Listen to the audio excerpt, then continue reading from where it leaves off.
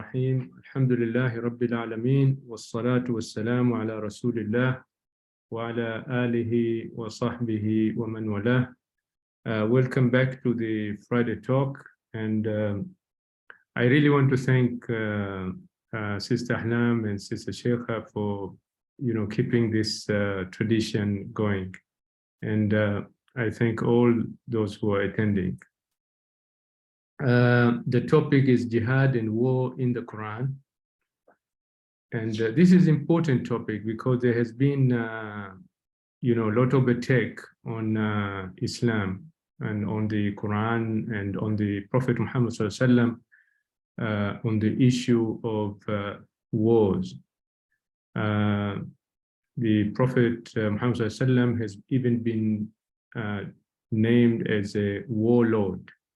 And oftenly the Quran is attacked for being, promoting violence. Just the mere fact that we have some of these verses that talks about wars. So this talk is meant to give context to these verses, and also to give a historical context when Prophet Muhammad sallallahu was engaged with enemies. I prepare these items, and I hope I'll be able to cover as much. If we can't, then maybe we'll make part 2 another time. And if we do that, maybe we'll have opportunity to discuss some of the battle that the Prophet Muhammad sallallahu was engaged in during his lifetime.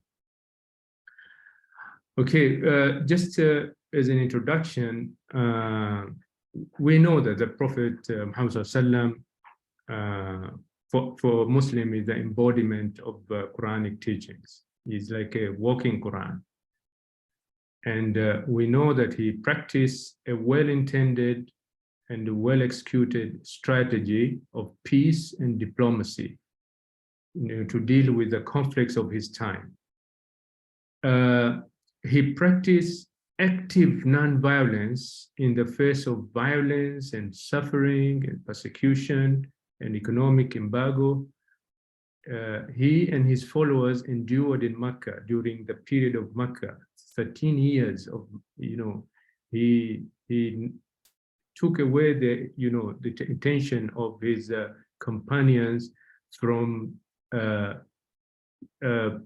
acting or from responding to any kind of, of this violence and suffering that was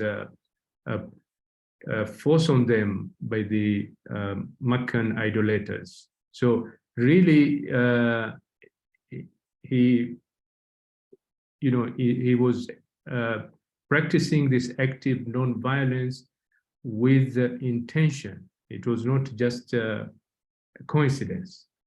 So after having to migrate to Medina, also there, he created the first, you can say, pluralistic and multicultural society based on a constitution, because Mecca was very monolithic society. It was all Arabs, polytheists, with the exception of those who were joining the Prophet Muhammad sallallahu in Islam.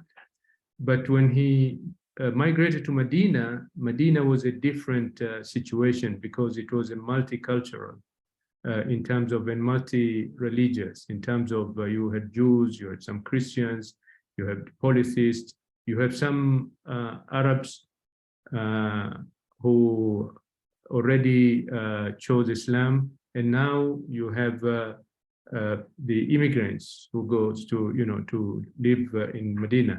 So here, the first thing the Prophet did, he made the Medina Constitution, which is a famous document, historical document when it comes to constitution, the rights of different communities, to allow them to live peacefully and with tolerance. And this document precedes all other constitutional documents that are known in the history of the mankind. And he took active steps to sign treaties with all neighboring tribes and even beyond, He made many treaties with the Christians of the world. Despite all this, there was still hostility, and this hostility was intended to annihilate Muslims and Islam altogether. And therefore, engaging with his enemies in warfare was something inevitable. It was not something, of a choice. It was something inevitable, because if the Prophet Muhammad ﷺ did not engage with his enemies during this period of Medina, there will not have been Islam, and there will not have been Muslims. And therefore, this was, you can say, he was dealing with existential threat. The fact that the Quran includes verses that discuss warfare, and the fact that the Prophet of Islam led armies that engage enemies in various battles may seem counterintuitive to a peaceful religion. And this is how many people in the West, they make their judgment. They judge Islam not a peaceful religion just because, the Prophet led some armies against enemies, and that's why they call him a warlord. And the fact that the verses in the Quran. So, but evidence actually suggests the opposite. If for people who are open-minded, who want to see things more objectively, and they want to read the history accurately, the evidence suggests the opposite, because this aspect of Islam is an advantage rather than a liability. Now, warfare has been around with humanity, with human history, since the time immemorial. And many times it is inevitable that people will find themselves in wars and conflicts for various reasons, even if they don't start them. As it is quite evident today, we know today all these wars, some countries, they were at peace and security, and suddenly, they've been pushed into these unnecessary wars. So Islam is the final religion, and the Prophet Muhammad, or at least you can say final version of religion of God. And the Prophet Muhammad sallallahu alaihi wasallam, as the final messenger, will have to provide war guidelines in how to engage in military conflicts with enemies, because there were no war guidelines in the Greco-Roman tradition or in the Judeo-Christian tradition. Even if you go into different civilizations, there were no war guidelines. It means that, if you engage in a war, anything, it's okay. The people who, if you look at other civilizations, like Chinese, for example, when Mongolians attack Baghdad and some other Muslim countries or lands, there was any limitation on, on the destruction that they could do. So Islam, really gave us these war guidelines, and these war guidelines are the ones that eventually came into in force in the international community, what has been known today as the Geneva Conventions, which the people who wrote the Geneva Convention, even though they borrow the ideas from the Muslims, but they don't even uphold this convention themselves. Despite criticism of the wars fought by the Prophet, the total number of casualties in all the expeditions that were led by the Prophet is insignificant if you compare to the number of casualties that we read in the modern time. I'm not saying that, the death of those people is insignificant. No, every life, every soul is significant in the eyes of Allah, because He said that in the Quran.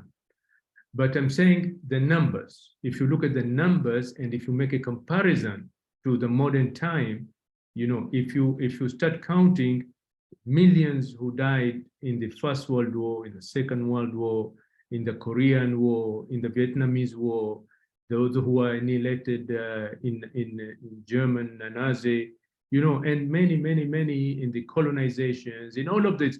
If you count these numbers, you know, astonishing.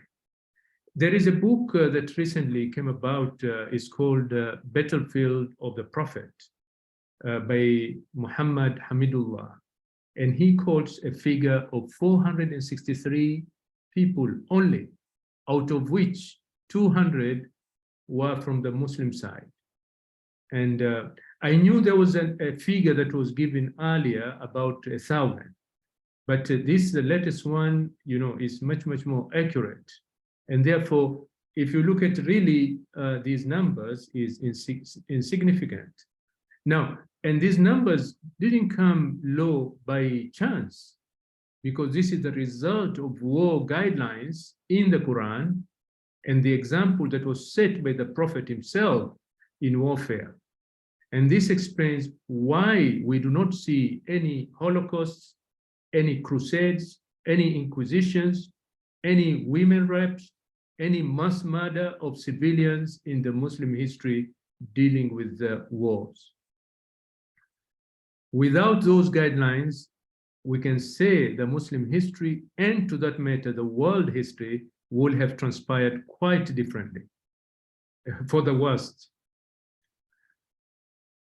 The Prophet also, you know, was above these, you know, normal, general human emotions of revenge and destructions and hatred and greed and domination that we see today.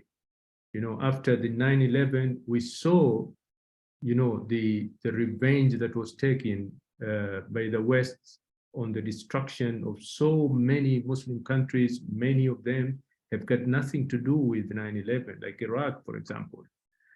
Prophet was above that. Hegemony was never the driving motivation in the conflict that he was involved in or was forced into. His main concern was always to win over people to the divine truth. And he did not see his enemies as irredeemable souls, you know, but as potential for doing good and to receive eternal salvation. So he always had hope for people to come to, you know, to the fold of, he was driving always people to Allah. There is no comparison to the unjust wars that are fought today for social, for economic, for political, for military domination, and for plundering wealth and resources of other nations. There's no comparison. And therefore, many of these criticism against the prophets and against Islam with respect to war, they are very unfair. And I think for Muslim, we need to have our facts in our fingertips, you know, to be able to counter some of these when they are brought into discussions. So that gives you a sort of introductory background of you know, this talk, jihad and war in the Quran. Now, one very important point is, you know, if you take sacred verses out of context, you know, with any scriptures, you may get a misleading meanings and conclusion. And the Quran is not exceptional, you know, because if you consider these two verses from the Bible, from the New Testament, in particular from the Gospel of Luke and Matthew. Now, if you read these verses, you'll have without knowing the context, all right, at least the context that the Christian expert on these verses tell us, you know, you will have a different pictures, you know.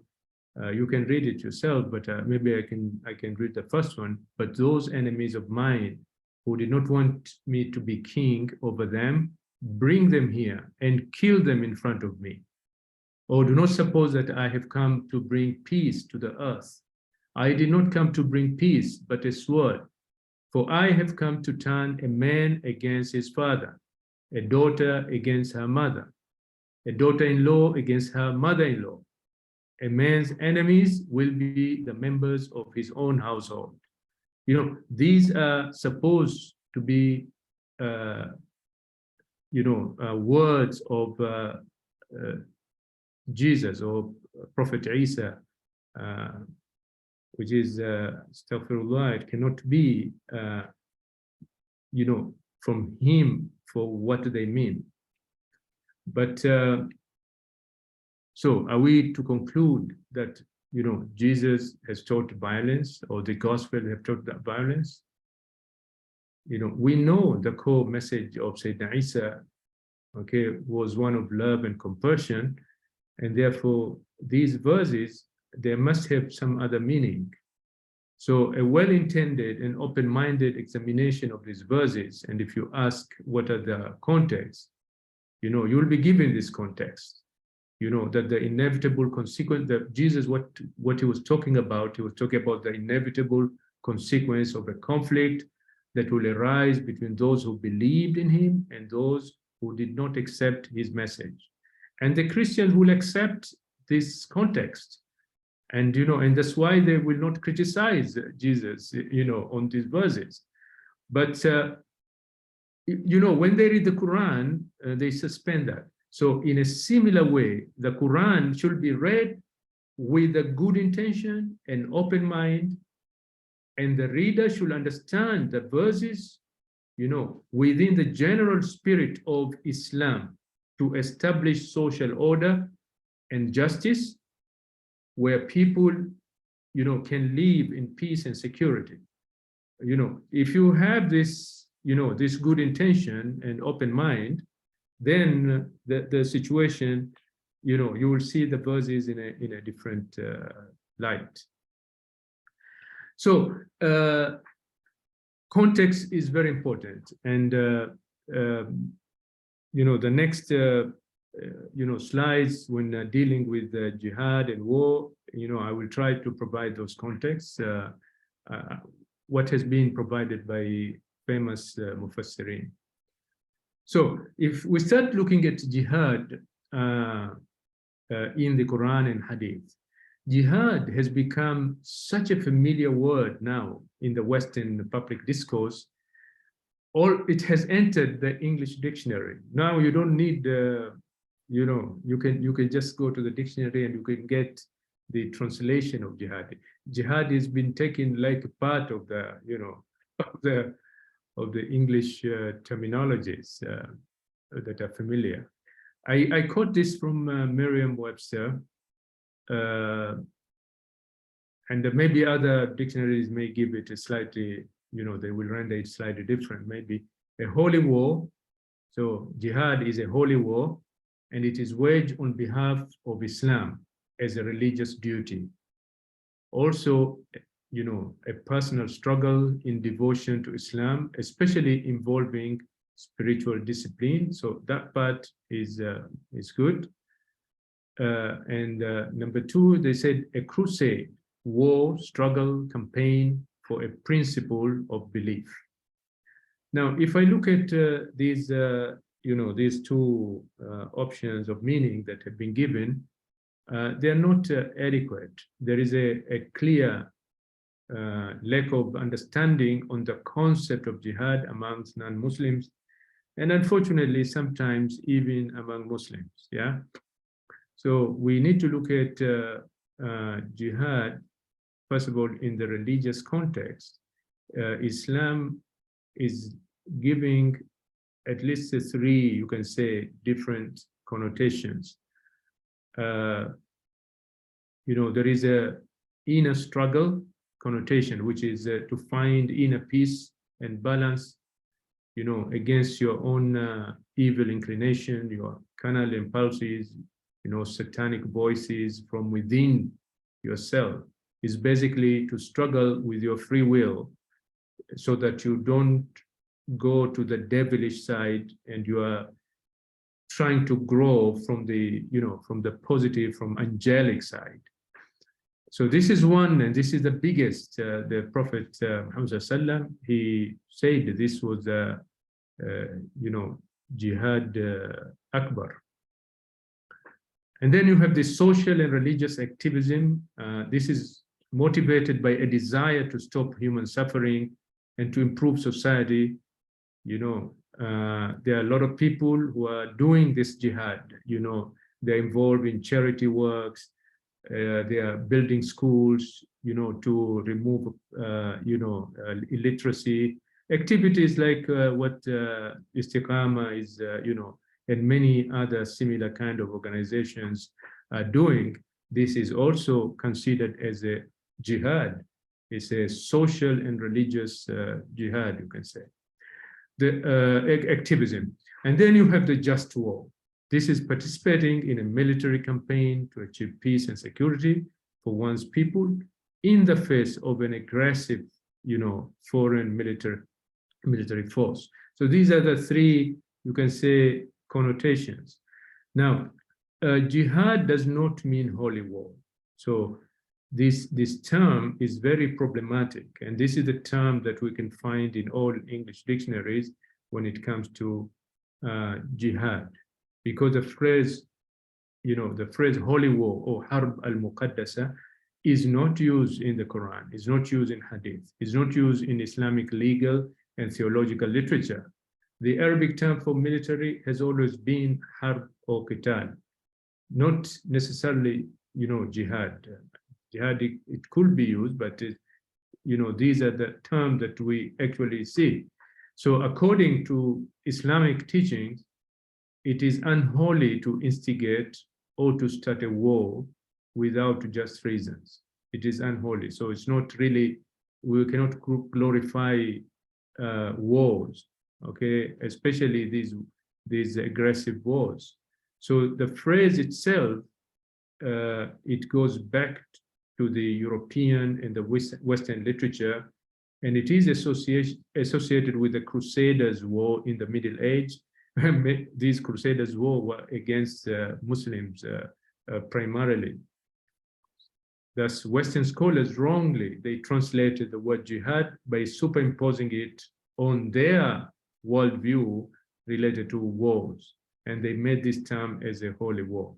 So this is by itself, is a very distortion of the meaning of jihad. Now, the Quran, it uses the word jihad and its derivatives in various contexts, and most of them are peaceful, yeah? The unarmed or peaceful aspect of jihad is expressed clearly, not in one verse or two verses, but in many verses in the Quran. For example, this one, recognizing the Creator and loving God more than any worldly thing. I give you the reference of the verse so you can look at it, the original, the Arabic text, and you can understand it better. Persevering in the face of rejection of faith by unbelievers, okay? Remaining steadfast on the straight path of faith and religious practice. This is also the word jihad has been used here. Striving for righteous deeds, okay? Repelling evil with goodness, although being tempted to do otherwise. Okay, also, the word jihad has been used in this verse. Defending religious freedoms and rights, as well as helping, allied people who may not necessarily be Muslim. This is also jihad. Okay, so there are many other, the word jihad has been used for many other meanings, and many of these have got nothing to do with war. Jihad as a peaceful religious, activism. This verse in Surah Al-Furqan is kind of very interesting. It describes jihad and kabiran. When you when you have to deal with the non-Muslims, especially in the discourse of discussion about Islam, you know, the Allah subhanahu wa ta'ala, he's asking us to use the Quran, and this way of using the Quran, he described it as a jihadan kabira.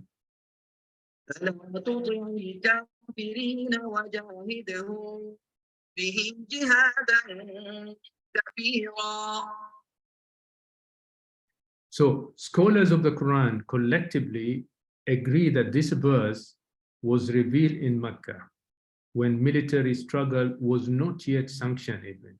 So the word jihad has been used here, jihadan kabira, not in the context of military struggle.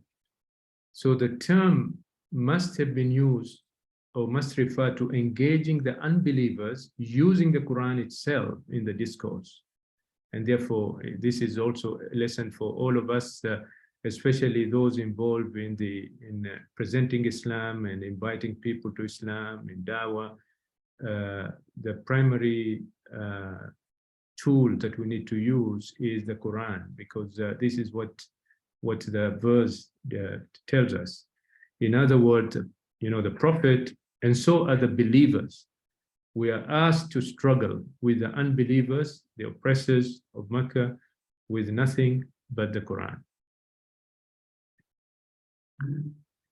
We can also look at hadith, you know, jihad in hadith. So the Prophet Muhammad, you know, has also used jihad in context far removed from armed struggle and warfare. For example, he advised a youth who was seeking to join the army to start his jihad by serving his parents.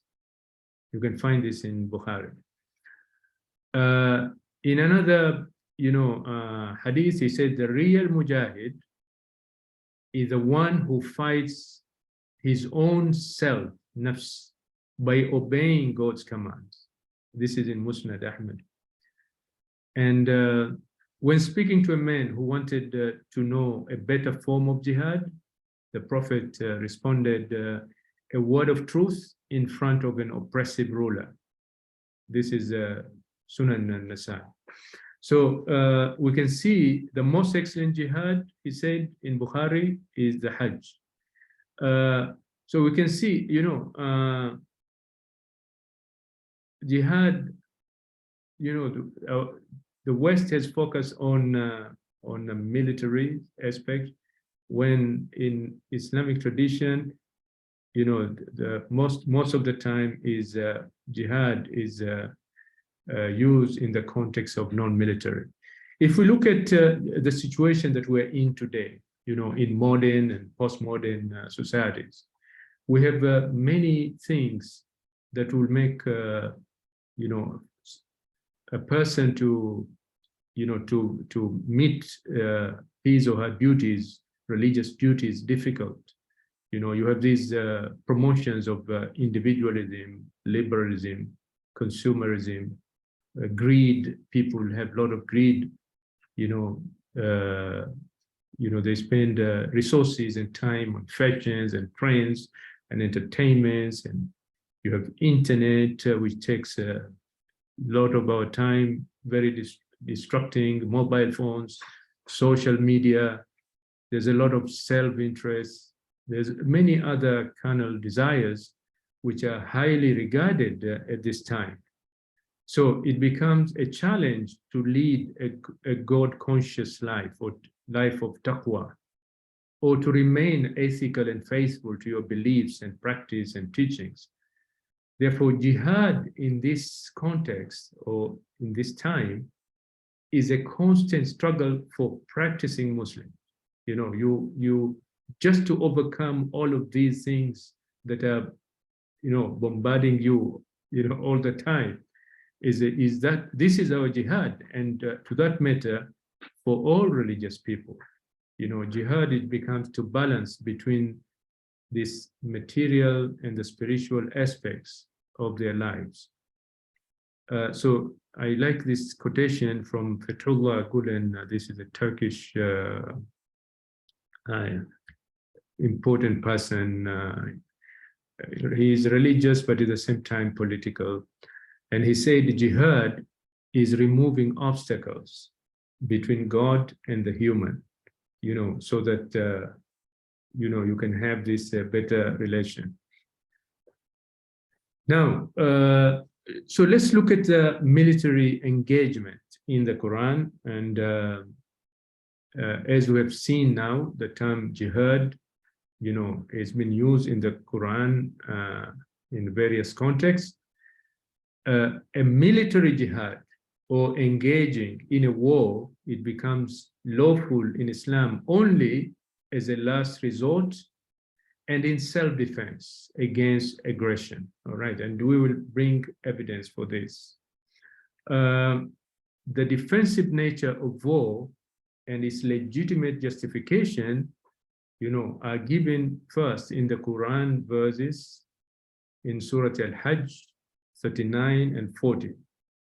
These verses were revealed in the first year of migration to Medina, 13 years after the founding of Islam, but also 13 years of Muslim sufferings, of torture, of violence, of persecution, of economic embargo in the hands of Meccan idolaters. أذن للذين يقاتلون بأنهم ظلموا وإن الله بهم لقدير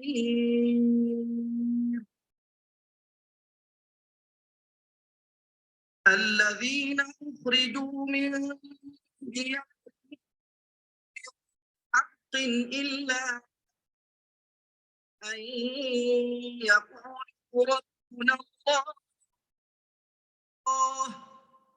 ولولا دفع الله الناس بعضهم ببعض لهدمت صوامع وبيع وصلوات ومساجد يذكر فيها اسم الله كثيرا ولينصرن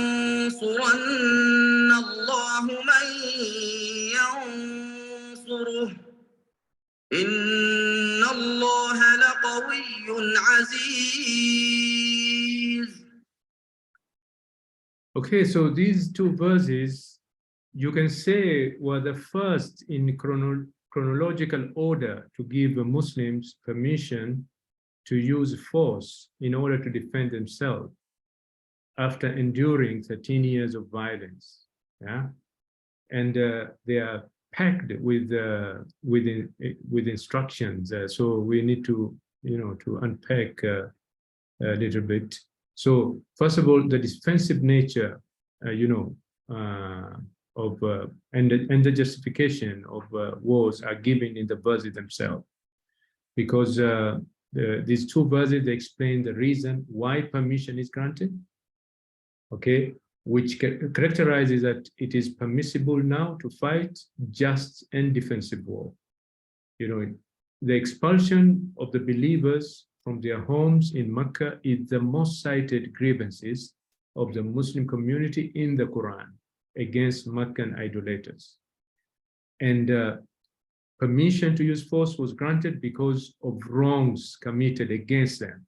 So they were driven from their homes, but also another very important, they have been coerced to leave their faith. And these two, are very important justifications. Now, there are other two points that are very significant in connection, with the passage of the second verse. Were it not for God repelling people, some by means of others.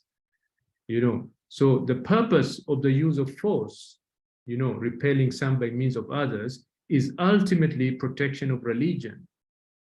In the verse it says the remembrance of God's name in houses of worship.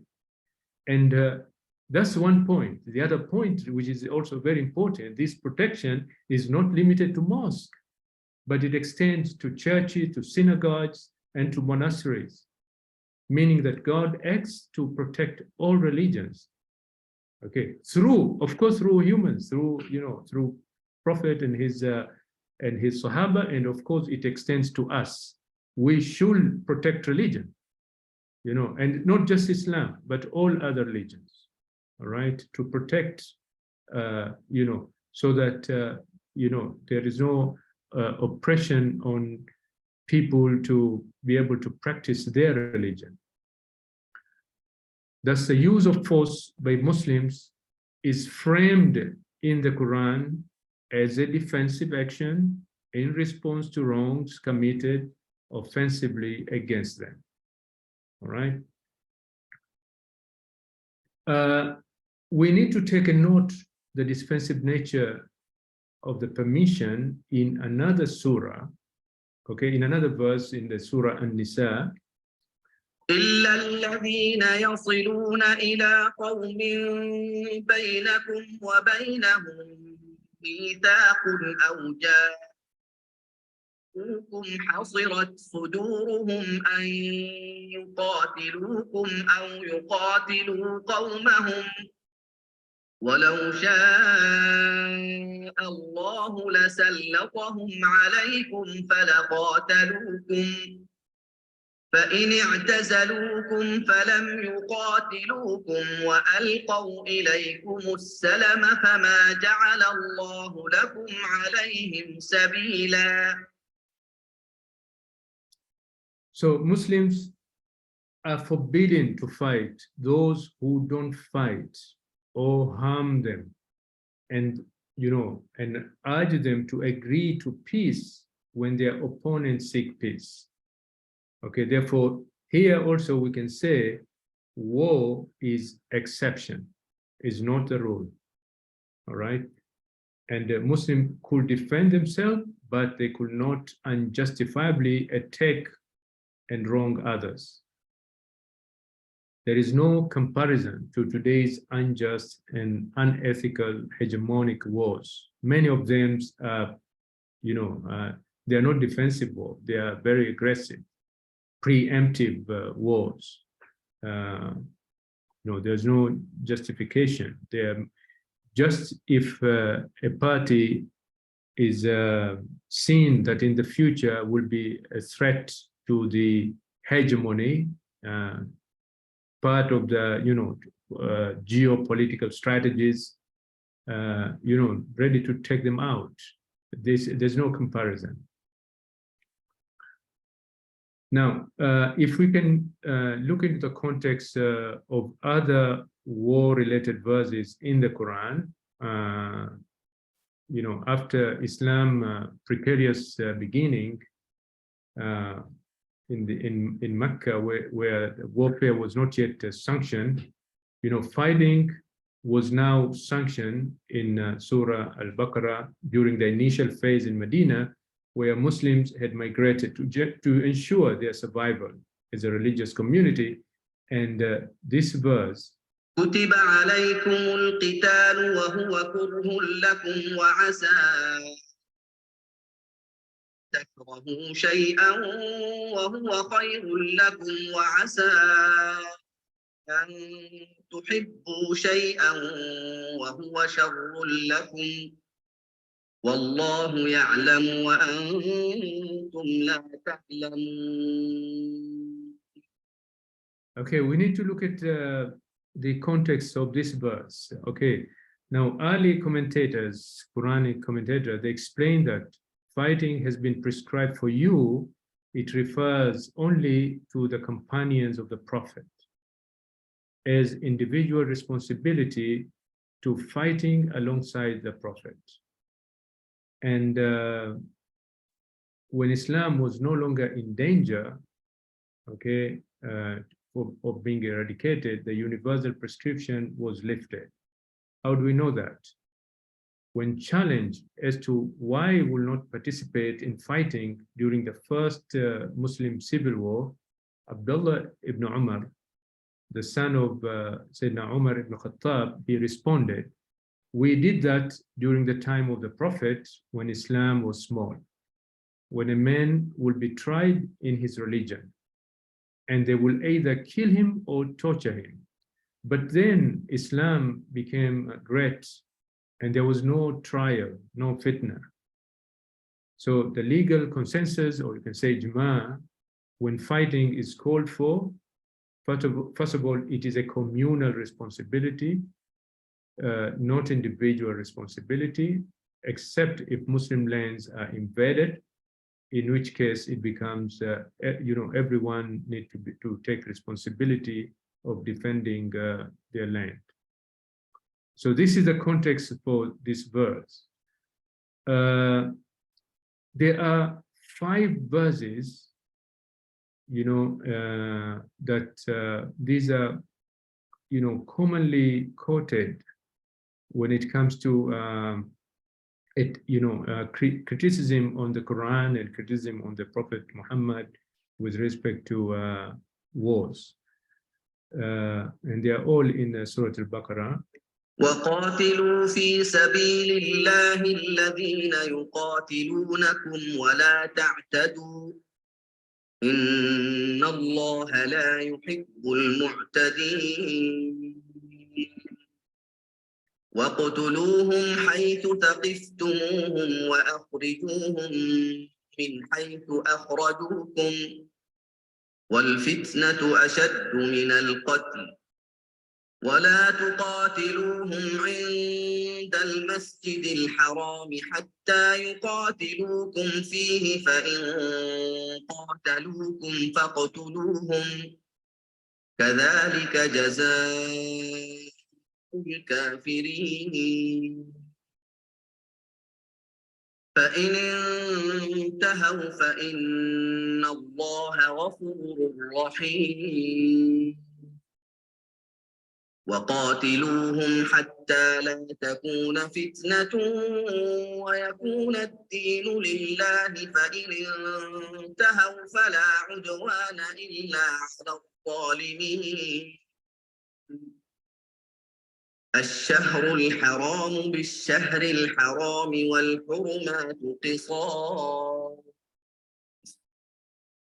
فمن اعتدى عليكم فاعتدوا عليه بمثل ما اعتدى عليكم واتقوا الله واعلموا إن الله مع المتقين. Okay, so these 5 verses, usually people, when they refer to these verses, when they make reference to these verses, they apply it generally, globally, and they're not looking at the context. Actually, these verses were revealed in connection with Sulh Hudaybiyah, the Treaty of Hudaybiyah, which was signed in 628 between the Prophet Muhammad ﷺ and the Meccan idolaters. Many of you are familiar with that treaty. So these 5 verses, they set actually the guidelines for the engagement with the Meccan idolaters in the context of that treaty, not in the general context. And we know these are related to this treaty. So these verses are also used for discussing the usual general rules of war, of engagements, such as prohibition against killing non-combatants, all right, or those who offer peace and restrain their hands. So this is the context for these 5 verses. There is another verse, 9 from Surah At-Tawbah, the ayah number 5. This is the most often quoted verse related to war, and this verse is the one that the West, they argue that Islam is inherently violent, or the Quran teaches violence. So they even named it as a killing verse. If you Google killing verse, this verse will come up. And many Europeans who study Islam from European sources, from Orientalism, they know about this verse, and they will mention, even surprising. An ordinary person sometimes will talk about this verse. A person may not know very little about Islam, but is familiar about it. Okay. So,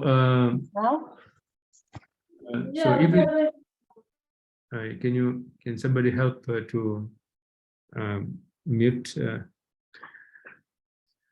So we can say that this verse is the most misunderstood verse in the Quran by the West. And just to play the verse.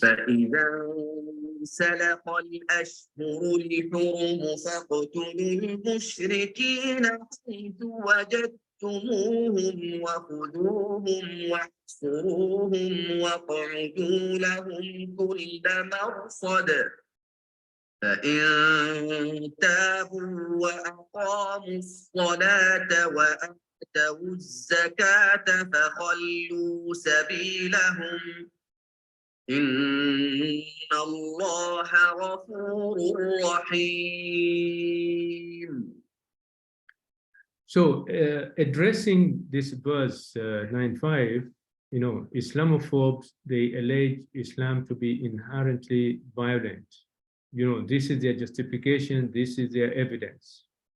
Likewise, these extremists and terrorists, ISIS and Daesh and all others, they justify their attacks and killings using the very same verse.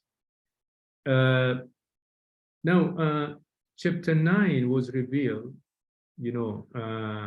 in year 631, after the peaceful capture of Mecca by Muslims. And the verse, the first verses of this chapter, verse 1 to 3, is an annulment of the Treaty of Hudaybiyah.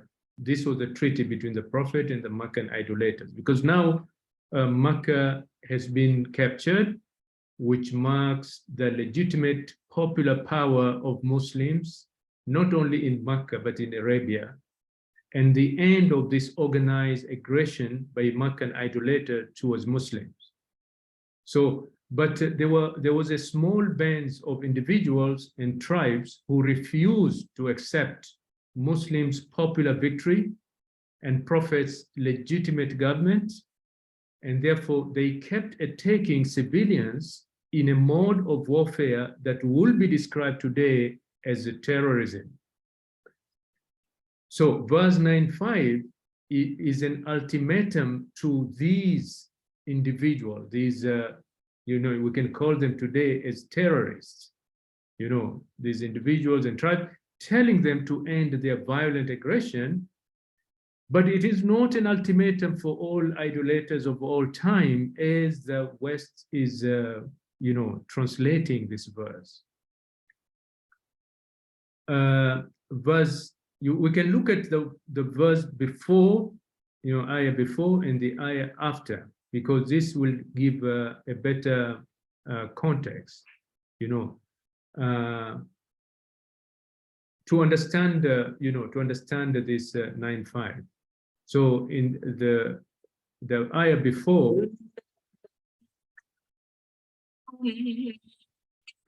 مشركين ثم لم ينقصوكم شيئا ولم يظاهروا عليكم أحدا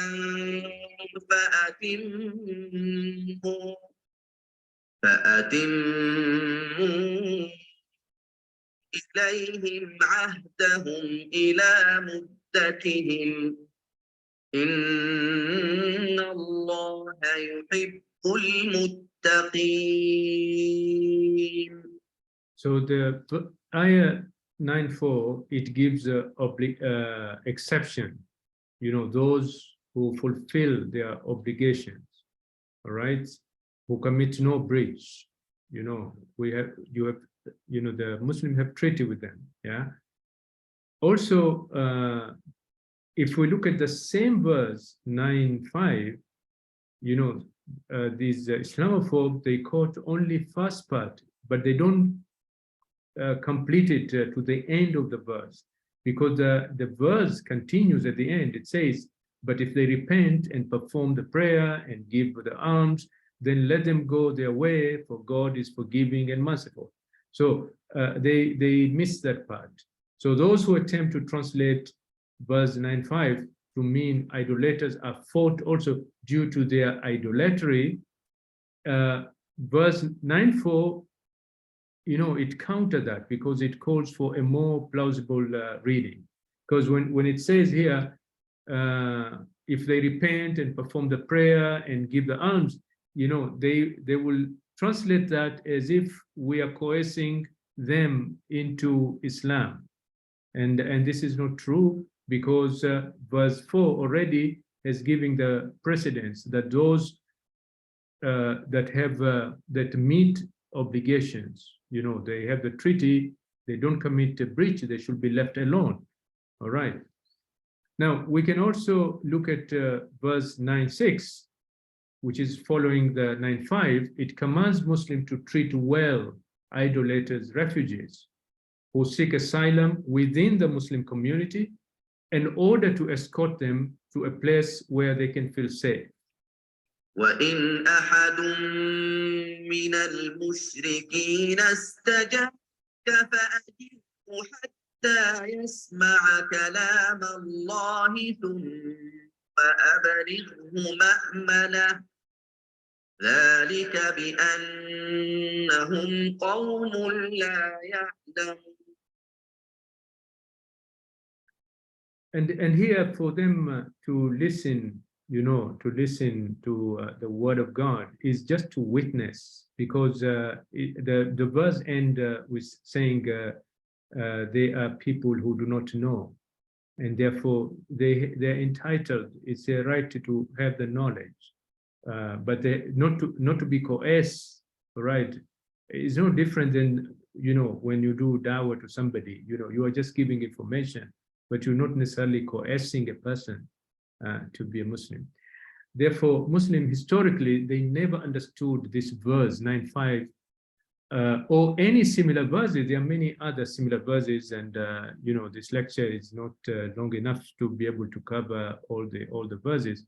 But Muslims have never understood this verse as an open license to kill idolaters or non-Muslims in general. Majority of Muslims, maybe except those tiny bit who resort to terrorism, maintain the same understanding. And this verse where it says "kill them wherever you find them," remark in the verse 9:5, it only applies to those individuals who persist in carrying out acts of terrorism against a peaceful society and a popular and legitimate government. It is not an ultimatum for all idolaters of all times. And a good example today, if you consider, let's say, US policy of extrajudicial killing of Al-Qaeda operatives wherever they find them, because they are seen as being at constant war with the America or with the West. There's a lot of resemblance of this, yeah? There is a comparison of the circumstances leading to the revelation of verse 9:5 to the contemporary international approach when dealing with militant groups that wage war against legitimate governments. Because you have the United Nations, Article 2.4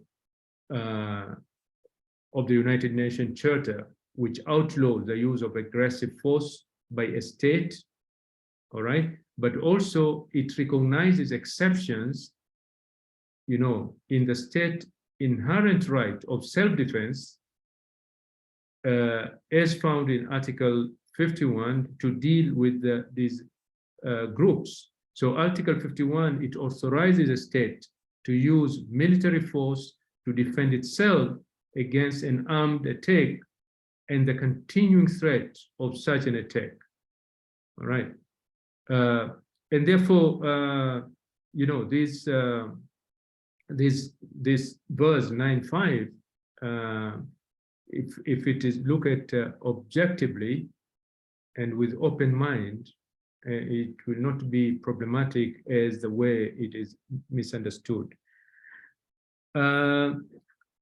The Quran gives war guidelines and regulations, all right, where war is justified, meaning if you have to fight, if there is a justification, you know, it is a last resort and it is a defensive war, you know, if you have to do it, then if you do it, you have to follow rules.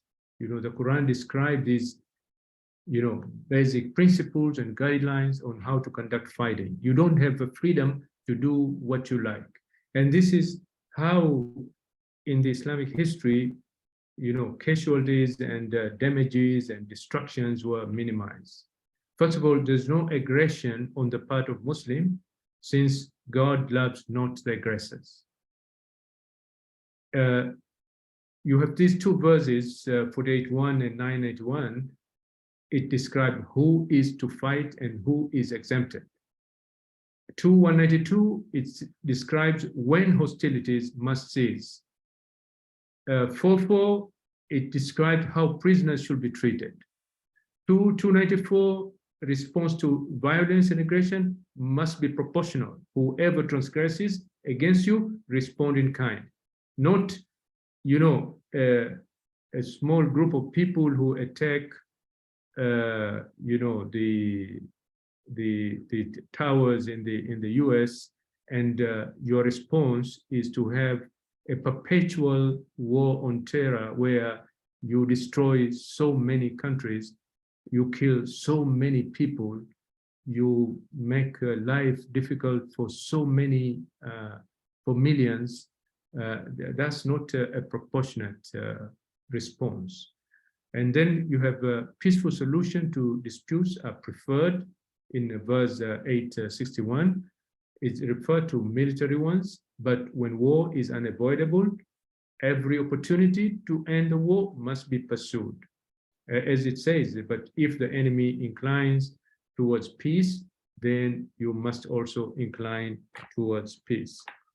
Now, you know, we are almost approaching the end, and we don't have to complete the other slides. If you want, we could have, you know, we could have another session another time. What do you think, St. Ahlam? Do we have more that can take another session, yani? Yeah, yes, I do have enough that we can do another session. We can agree on a date, whether the next Friday or another Friday.